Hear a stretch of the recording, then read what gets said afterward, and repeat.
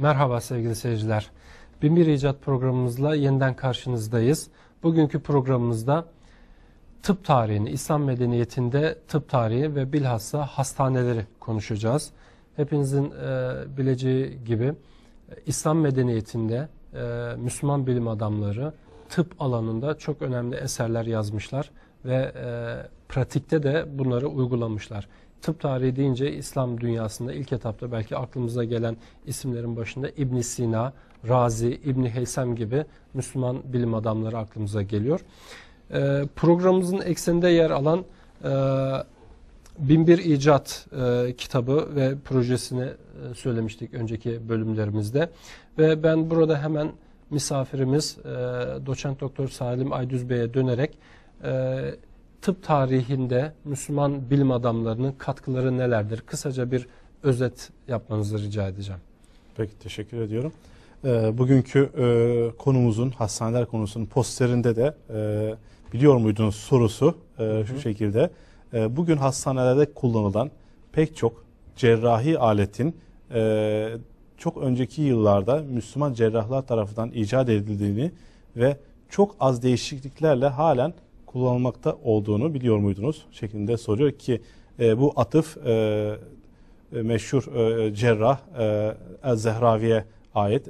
Zehravi pek çok cerrahi aleti icat etmiş veya eski dönemlerde bilinen aletleri geliştirmiş ve onları çalışmalarında kullanmıştır ve kitabında tasrifte bu aletlerin çizimlerini vermiş, resimlerini vermiş ve nasıl kullanılacaklarını göstermiştir.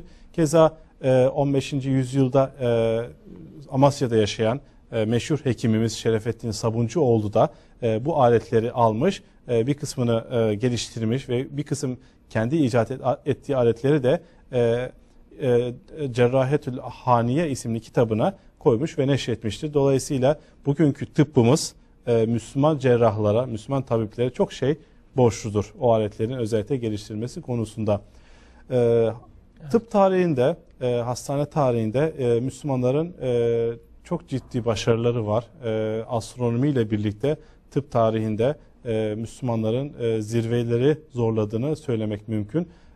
Tıbb-ı Nebevi adı altında Hazreti Peygamber'in tıp konusunda verdiği tavsiyeler Müslüman tabipleri ciddi manada teşvik edici bir rol oynamış ve doktorluğa, tabipliğe ve insanların iyileştirilmesi konusuna çok ciddi önem verilmiştir.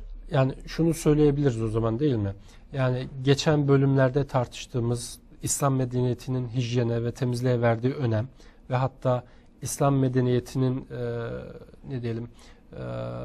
koruyucu hekimlik anlamındaki pratikleri daha sonra Müslüman bilim adamları tarafından bir temel olarak alınıp bunların üzerine yeni hususlar inşa edildiğini ve tıp tarihinde ciddi katkılar sağlandığını söyleyebiliriz herhalde. Yani diğer ilimlerde olduğu gibi Müslüman bilim adamları eski tıbbı öğreniyorlar. Hipokrat'tan, Galen'den gelen tıbbı öğreniyorlar ve onun üzerine ciddi manada yeni bilgiler ekliyorlar ve tıbbın gelişmesinde çok ciddi rol oynuyorlar ki bunların başında sizin de ismini zikrettiğiniz İbn Sina'nın yazdığı eser 19. yüzyılın başlarına kadar Avrupa'da üniversitelerde eğitim kitabı olarak okutuluyor ve kullanılıyor. Bugün bile hala o kitaptan öğrenilecek çok şeyin olduğunu doktorlarımız söylüyorlar. Tabi sadece İbn Sina değil, İbn Sina'nın El Kanun değil, Razi'nin kitapları, İbn Heysem'in ve İtaki'nin, Şemseddin İtaki'nin, İbn Nefis'in, Şirvani'nin, Zehravi'nin eserlerinin de tıp tarihinin gelişmesinde, tıbbın gelişmesinde çok önemli rollerin olduğunu söyleyebiliriz. Bu kişiler yanında dikkat çekilmesi gereken bir husus da İslam hastaneleridir. Çok erken dönemlerden itibaren bir kısmı Türkler tarafından kurulan Kayraviyun, Kahire'deki hala kullanılmakta olan hastane, İbn Tulun Hastanesi ve benzeri hastaneler Müslümanlar tarafından kurulmuş ve buralarda çok sayıda doktor yetiştirilmiştir. Tıp eğitimine ciddi önem veriliyor ki 1550'li yıllarda kurulan Süleymaniye Medresesi'nin bir köşesi sırf tıp eğitimine tahsis edilmiş ve burada uzun yıllar uzman tabipler yetiştirmiş. Tıp medresesi veya medrese-i tıbbiye adını verdiğimiz bu kurumda.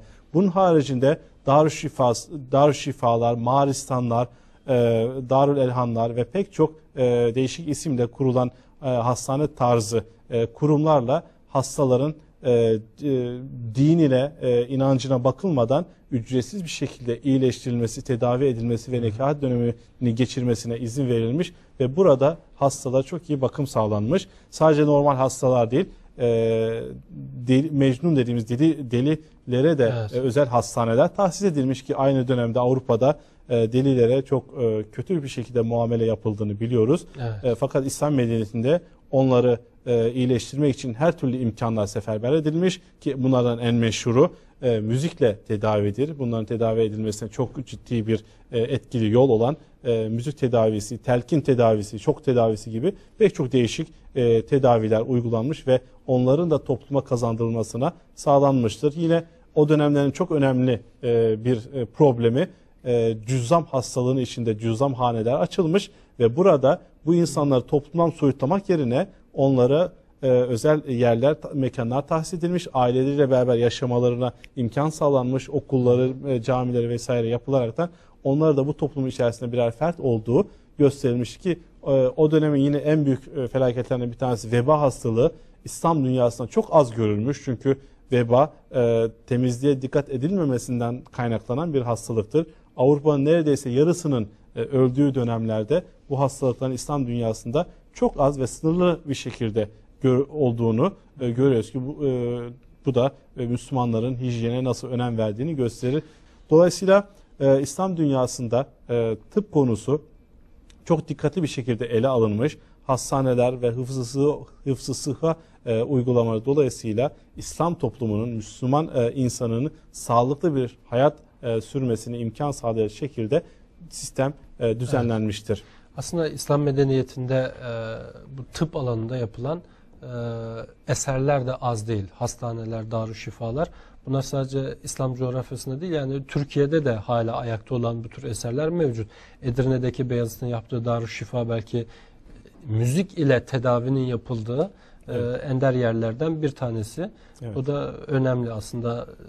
Seyircilerimizden, izleyicilerimizden imkanı olup da görmek isteyenler olabilir. Edirne Darüşşifası ile birlikte aslında daha öncesi de mesela Yıldırım Beyazıt'tan itibaren ilk Darüşşifa Bursa'da kuruluyor.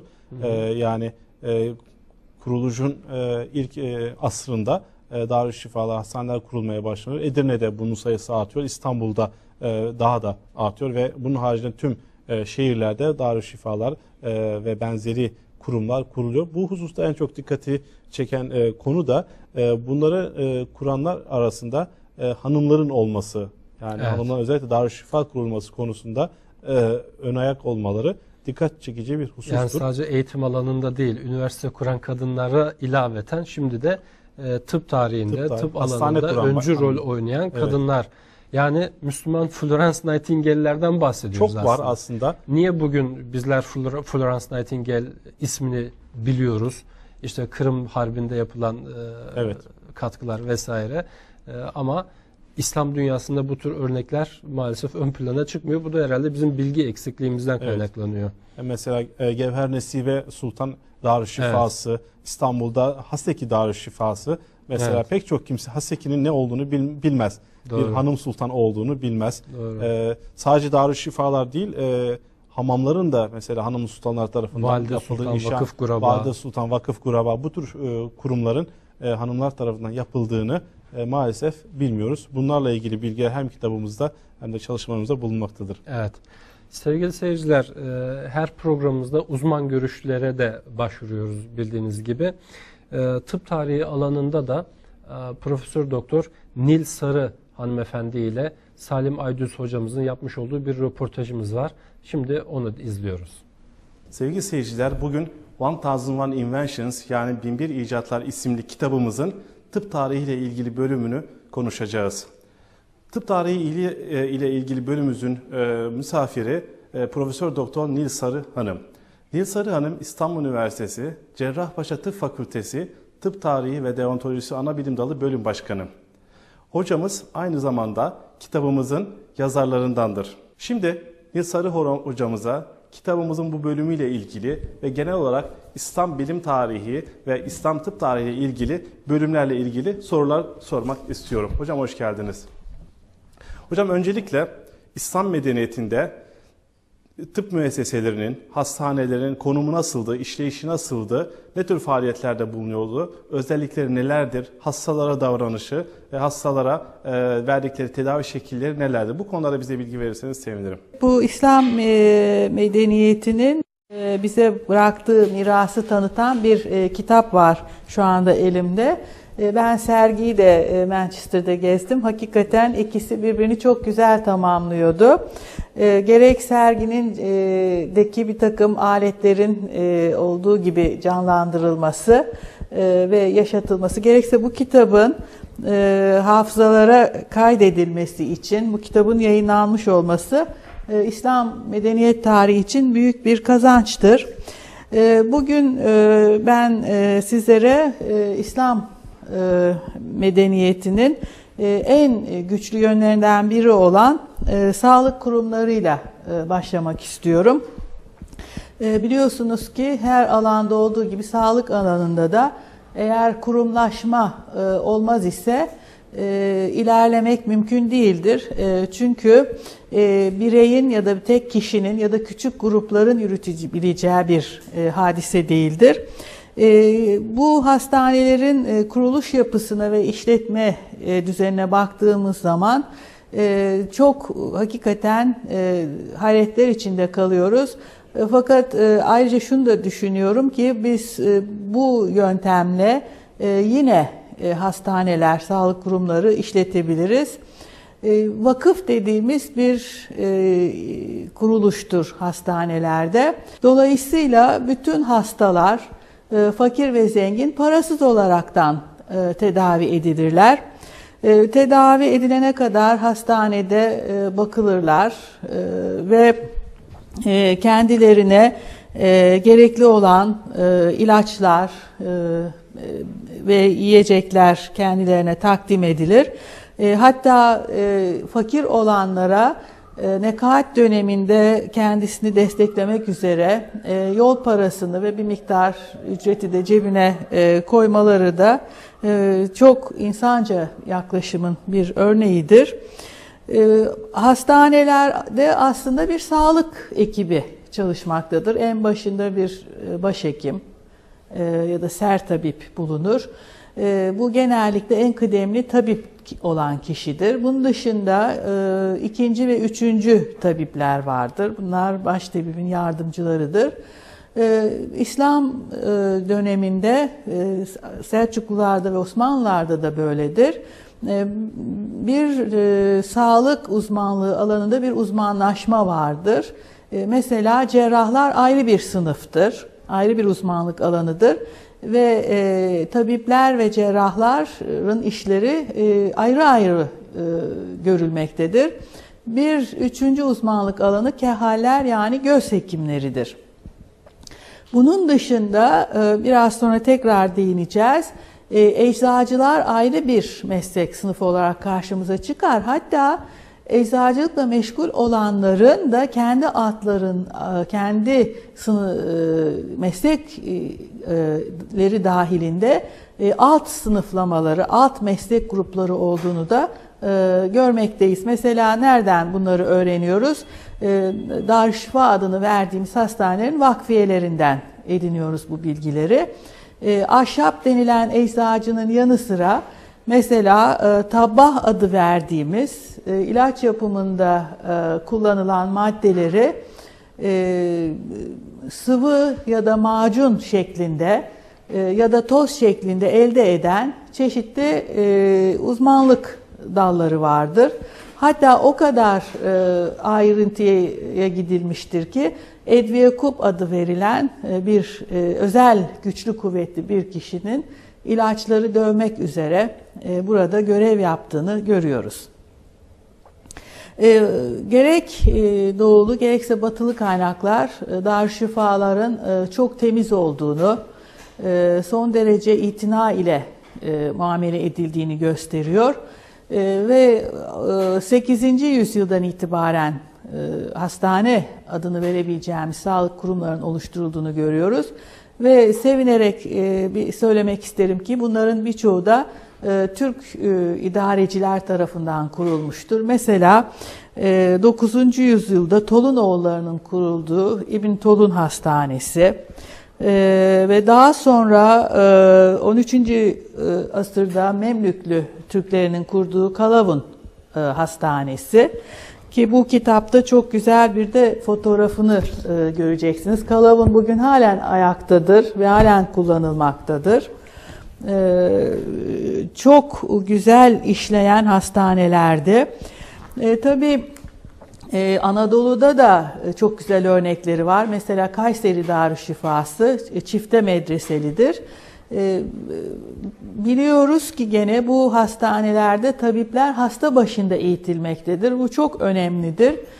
Çünkü ezbere dayanmayan, hastadan uzak tedavilerin o dönemlerde Doğu'da ve Batı'da uygulanırken klinik hekimliğe İslam medeniyetinde çok önem verilmesi, hakikaten üzerinde ısrarla durulması gerekir.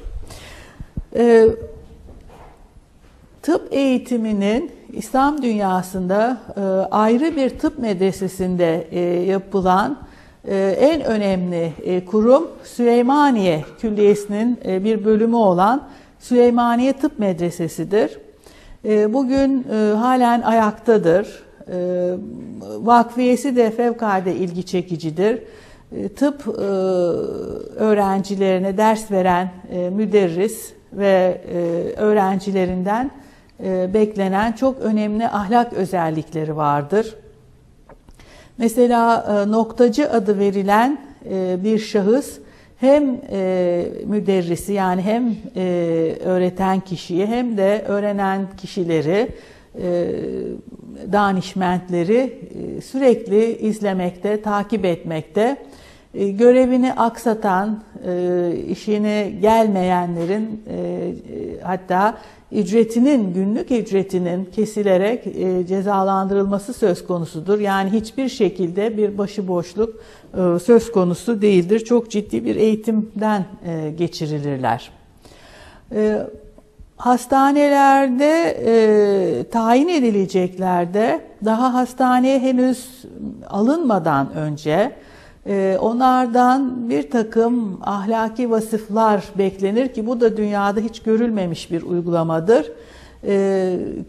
Ahlakı kötü olan, çirkin davranışları olan, merhametli olmayan, bilgisiz, cahil ya da beceriksiz olanların hastanelere alınmamasıyla ilgili bir takım kurallar vakfiyelerde yer alır. Bu da hakikaten İslam medeniyetinin bir parçası olarak günümüzde çok dikkati çekmektedir.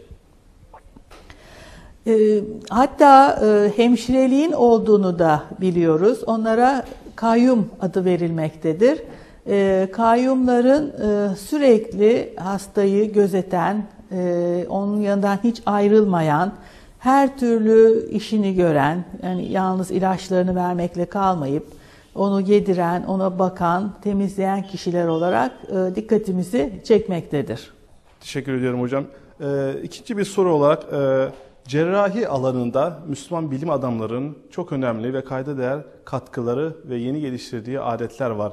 Cerrahi alanında Müslüman bilim adamlarının ortaya koyduğu yenilikler nelerdir? Ne tür aletler geliştirmişlerdir? Ve bu sahada özellikle zikredilmesi gereken bilim adamları, tabipler, cerrahlar kimlerdir? Bahseder misiniz? 10. yüzyılda yaşamış olan Zehravi'nin El Tesrif adlı kitabında çok geniş bir bölüm cerrahiye ayrılmıştır. İlk defa olarak tarihte ameliyatlarda kullanılan cerrahi aletlerin çizimlerini buluyoruz. Daha önce bunların bir takım isimleri, bir takım el yazmalarında geçmektedir ama bunların şekillerinin nasıl olduğunu ilk defa Ez-Zahravi'nin kitabında görüyoruz. İkinci bir şey daha bizi çok şaşırtıyor. Gerçekten çok çok önemli. Eskilerin şak dedikleri, bugün insüzyon dediğimiz ameliyat yöntemlerine ait çizimler yer almaktadır. Bu çizimler de cerraha bıçağı nasıl kullanacağına ve dokuyu nasıl keseceğine dair yöntemi tasvir ile, yani göstererek, çizerekten anlatmaktadır ki çok önemlidir. Daha sonra 15. yüzyılda Amasya'nın başhekimliğini yapan Şerefettin Sabuncuoğlu Zehravi'nin Cerrahi kitabından yararlanmış. Bu eseri çevirdikten sonra kendi katkılarını da eklemiş kitaba ve burada da dünyada gene ilk defa olarak hekimin, cerrahın hastasını nasıl muayene ettiği, nasıl ameliyat ettiği ve nasıl müdahale ettiğini gösteren resimleri buluyoruz ki bu da ilk defa yapılmaktadır. Bu da cerraha aleti nasıl tutacak, dokuyu nasıl kesecek, hasta nasıl oturacak, hekim nasıl bir pozisyonda bulunacak, bunu göstermekte, öğretmektedir. Tabii aletlerde de bir takım yenilikler getirilmiştir. Daha kendilerinden önceki aletlerde bir kere değişiklikler yapmışlardır. Bu değişikliklerin birkaç amacı vardır. Mesela bunlardan bir tanesi olabildiğince ameliyat edilen kişinin korunmasına yöneliktir. Mesela diyelim ki bir dokuyu dağlayarak tedavi edecek hekim. Fakat o dokuyu dağlayarak tedavi ederken dağlama aletinin etraftaki dokulara da zarar vermesi söz konusu olduğundan bir boru içinden geçirerekten dağlamayı yapıp etraf dokuyu korumaktadır. Mesela bu bir icattır.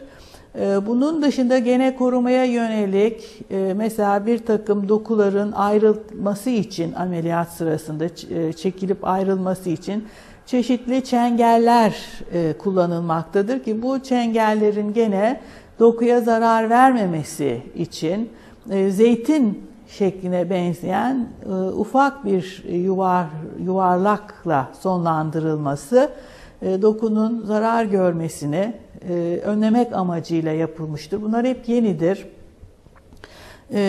Aslında pek çok yenilik vardır. Size ancak burada birkaç örnek verebileceğiz. Ayrıca bir takım ameliyatlarda daha iyi sonuç alabilmek için de geliştirmeler yapılmıştır. Mesela makas ilk defa kullanılmıştır. Daha önce makasın ameliyat amacıyla cerrahlar tarafından kullanıldığına dair kayıt yok. Bu makaslarda da gelişmeler olmuştur. Mesela Sabuncuoğlu sünnette kullanılan bıçağının kıvrımlarını değiştirerekten sünnet derisinin mümkün olduğu kadar dokuya keserken zarar gelmemesi için değiştirilmiştir. Mesela gene ilk defa idrar yolunda ve mesanede olan taşı kıran bir alet geliştirilmiştir. Eskiden bu taşı ufalayıp almak fikri bulunmuyordu. Mesela gene bademcik ameliyatında hem kesilen dokunun kolay kesilmesi için hem de kesilen dokunun dışarı çıkarılabilmesi için aynı aletle iki yönlü bir alet geliştirilmiştir. Bu aletlerde hastanın psikolojisi dahi düşünülmüştür. Mesela öyle bir bıçak geliştirilmiştir ki kesmek üzere dokuyu. Hasta eğer çok sinirli ya da çok heyecanlı ise o bıçağı görmesin diye gizli bir bıçak yapılmıştır.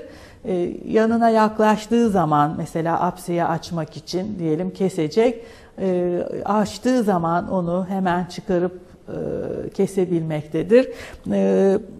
Son derece hastanın dikkatle korunmasına yönelik bir takım aletler geliştirilmiştir ki bu çok önemlidir. Çünkü cerrahi demek aslında en baştan bir zarar vermek demektir. Yani bu zararı en aza indirmeyi düşünmek çok insanca bir duygudur. Zaten gerek Zehravi'de gerekse Sabuncuoğlu'nda cerrahlara vasiyetler vardır, ahlaki vasiyetler. Bunlar da hep vurgulanan şudur: bir cerrah hastasına esirgeyerek yaklaşmalıdır. Dolayısıyla aslında cerrahi hiçbir zaman ilaçla tedavi edilen bir hastaya uygulanmayacaktır. Muhakkak bir son çare olarak ulaşılır. Hocam, bildiğiniz gibi önemli bir problem var tıp tarihinde. Kan dolaşımının ilk defa kim tarafından ortaya konulduğu. Bu hususa ilgili kitabımızda çok güzel bir bölüm var. Bu bölüme göre tıp tarihinde kan dolaşımıyla ilgili ilk bilgiler Müslüman tabip İbn Nefis tarafından ortaya konulmuştur. Bununla ilgili acaba neler söyleyeceksiniz? Kan dolaşımı ile ilgili ve İbn Nefis ile ilgili son derece güzel bir bahis olduğunu görüyorum. Bütün ayrıntılarıyla anlatılmış gerçekten. Eski tıpta, bakın burada da ben size göstereyim, bu eski ve yeni dolaşımla ilgili resimler de yayınlanmış. Hakikaten kitabı okuyan bu gelişmenin nasıl olduğunu pek güzel anlayabiliyor. Eski bilgilere göre kalbin ortasında bir duvar ve bu duvarın ortasında da delikler olduğu, gözle görülmeyen küçük deliklerden kanın bir tarafından kalbin öteki tarafına geçtiğine inanılırdı. Böyle olduğu varsayılırdı. Tabii kanın dolaşma fikri bir kere çok önemlidir ki bunu ilk defa biz İbn Nefis'in ortaya koyduğunu görüyoruz 13. yüzyılın başında. Çünkü eskiden kanın sürekli yapıldığını, sürekli üretildiğini, yok edilip üretildiğine inanılırdı. Dolaşma fikri yoktu. İbn Nefis kanın akciğerlerden dolaştığını ve oradan hava alındığını, kanla havanın karıştığını bize öğretmiştir. Bu çok önemli bir hadisedir çünkü daha önceleri akciğerlerin bir körük gibi işte kanı soğuttuğu varsayılırdı. Fakat tabii İbn Nefis'in bu buluşu uzun zaman kitaplar arasında saklı kaldı ve daha sonra Harvey'in 17. yüzyılda dolaşımı bulduğu söylendi. Fakat bu küçük dolaşım adını verdiğimiz akciğer dolaşımının bir din adamı olan aslında Servetus'un kitabında da yer aldığı daha sonra anlaşıldı. Ve daha sonra yine çok sonraları 20. yüzyılın başında da anlaşıldı ki aslında Servetus da İbn Nefis'ten yapılan bir çeviriden bunu öğrenmiş ve nakletmişti. Dolayısıyla hakikaten çok uzun yüzyıllar sonra İbn Nefis'e hakkı verilmiş oluyor. Şunu belirtmek isterim, Avrupa Rönesansı tamamen İslam dünyasının kaleme almış olduğu bilim kitaplarını Latince'ye ve hatta ondan sonra da her milletin kendi ana diline çevirmesiyle yapmıştır. Başka türlü Rönesans olamazdı. Çünkü Orta Çağ'da biliyoruz ki bilgi üretilmiyordu, yeni bilgiler elde edilmiyordu. Sadece bir takım kopyalar yapılıyordu. Ve nitekim Avrupa'nın üniversitelerinde Salerno, Montpellier, Bologna, daha sonra Oxford, bütün bu okullarda uzun zaman İslam bilim adamlarının kitapları okutuldu ve ne zaman ki bunlar işte tercüme yoluyla Avrupalı düşünürlere, yazarlara ulaştı, onlar Rönesans'ını bu edindikleri bilgilere yenilerini katarak yapabildiler. Hocam İslam tıp tarihinde çok çeşitli tedavi yöntemleri ve usulleri uygulanmaktaydı. Bunlarla ilgili acaba ne tür tıp tarihinde, İslam tıp tarihinde tedavi yöntemleri uygulanmıştır? Bu konuda bize kitabımıza da bölümlere atıfta bulunarak bilgiler verebilir misiniz? İslam medeniyetinde tedavi yöntemlerine geçmeden önce bir yaklaşımlarını, bir değer yargılarını özellikle vurgulamak istiyorum. Hiçbir zaman Avrupa'daki gibi İslam hekimleri hastaları üzerinde ya da insanlar üzerinde deney yapmaktan hoşlanmazlardı. Onların bilgi edinmeleri daha çok tecrübeleri ne dayanıyordu? Zarar vermemek için bir takım küçük değişiklikler yaparaktan adım adım ilerliyorlardı. Mesela biz Avrupa'ya baktığımız zaman mesela 17. yüzyılda rahatlıkla bir köpekten insana kan nakledebiliyorlardı. Sadece merak uğruna bu yapılıyordu. Dolayısıyla böyle zarar verici deneylerden uzun zaman kaçınmışlardır. Tercih ettikleri tedavi, daha doğrusu ilk başvurdukları yöntem önce perhizle, yani bugün diyet dediğimiz tedavi yöntemidir ki çok koruyucu bir tıptır aynı zamanda. Hastalanmamak üzerine ilk tedbir alınır. Bunun için dönem dönem kullanılan bir takım bitki kökenli şerbetlerden yararlanırlar. Yahut da mesela bugün de çok etkili kandaki pıhtıyı çözücü olduğunu bildiğimiz sülük vasıtasıyla, yani koruyucu usullerle tedavi ederler. Mesela bugünle bir kıyas yapacak olursak, diyelim ki tansiyonu yükseliyor hastanın. Önce ilaç vermezdi bir İslam hekimi. Önce bunu beslenmesine dikkat ederek, işte tuzsuz yiyerek ya da tansiyonu yükseltecek maddelerden kaçınarak tedavisine kalkışırdı. Dolayısıyla bütün besin maddeleri ilaçla tedavinin birinci ayağını teşkil ederdi. Daha sonra gene bitkilerle yapılan ve terkipten çok önce tek bir duruğu tercih ederlerdi ki İslam tababetinde ikiye ayrılırdı. Müfredat ve mürekkebat adı verilirdi. Müfredat bugün durak adını verdiğimiz bitkilerin ilaç olarak kullanılan kısımlarına verilen ad. Mürekkebat ise bir reçetedir. Yani birçok drogun bir araya gelmesinden meydana gelen bir reçetedir. Ve kullanılan bu bitkiler öncelikle yan tesiri çok olmayan bitkilerdir. En son artık çare bulunamadığı zaman içinde zehirli, yani toksik madde bulunan bitkilere başvurulur. Çok güzel müfredat kitapları vardır. Çok güzel Akrabiddin adı verilen mürekkebat kitapları vardır. Mesela İbn Baytar'ın kitabı yüzyıllarca kullanılmıştır. Biruni'nin kitabı çok önemlidir.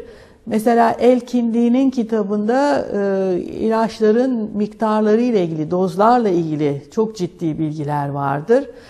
Aslında araştırmacılar bunları üzerinde çalışaraktan bugüne yeni ilaç katkılarında bulunabilirler. Çünkü yüzyılların getirdiği tecrübeye sahiptir bu kitapların yazarları. İlgi çekicidir ki aynen bugünkü gibi eski eczacılık ve tıp kitaplarında ilaçların muadilleri de verilir. Mesela diyelim bu bitki değil, bulamazsan onun yerine şu bitkiyi kullanabilirsin şeklinde. Gene çok ilgi çekicidir ki yan tesirlerden söz edilir ve yan tesirlerini giderecek diğer bitkilerle birlikte alınması tavsiye edilir ve bunların da neler olduğunun isimleri verilir. Bitkilerle tedaviye ait minyatürlü çok güzel kitaplar vardır. Selçuklular döneminde çok güzel Arapça ve Farsça kitaplar yayınlanmıştır. Burada resimlerini görüyorsunuz. Ayrıca sağdaki de bugün Süleymaniye Kütüphanesi'nde bulunan İbn Sina, İbn Baytar'dan alınan bitki örneklerine ait kitaptır. Hakikaten bitkilerle tedavi konusu bir deryadır. İnanın ki çok az incelenmiştir. Ümit ederim ki gençler ilgi duyar ve bu alanda önemli araştırmalara kapı açarlar diye ümit ediyorum. Eczacılık bir meslek olaraktan en önce İslam dünyasında meydana gelmiştir. Ve hatta çok özel ilaç kapları yapılmıştır. Bu ilaç kapları tabii önemlidir. İlacın muhafazası açısından çok önemlidir. İlaçların nasıl muhafaza edileceğine dair önemli bilgiler verirler. Hatta bu bitkilerin ne zaman toplanacak, nasıl saklanacak, bütün bunlar üzerinde çok ciddi bir bilgi birikimi vardır İslam medeniyetinde. Bu ilaçların nasıl kullanılacağı üzerine de çok ciddi bilgilere sahibiz. Sabah alınır, akşam alınır şeklinde verilmektedir. Evet, çok ilgi çekici bir tedavi şekli de aşı yöntemidir ki bütün dünyaya da Osmanlı'dan yayılmıştır. Aslında